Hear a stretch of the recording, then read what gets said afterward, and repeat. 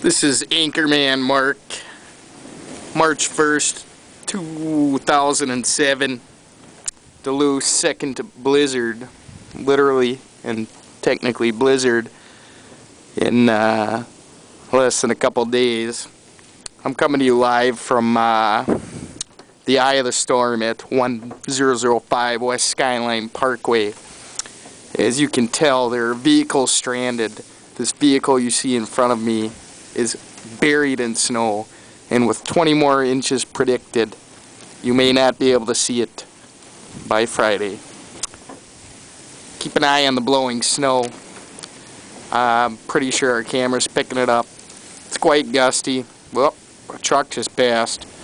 There are a few vehicles, but they're all trucks, big trucks. The plows in Duluth are going to stop plowing at 6 p.m. until 3 a.m. Friday.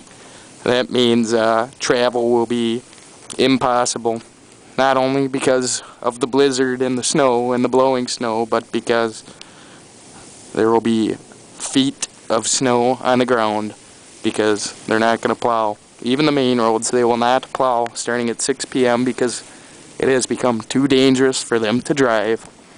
The snow is starting to pick up here. It's a little chilly out, but I'm such a dedicated newsman that I'm coming to you live from the eye of Blizzard 2007.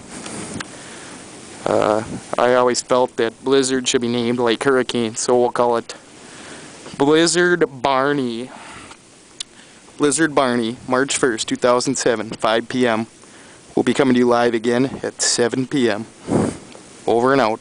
Back to you, Barney.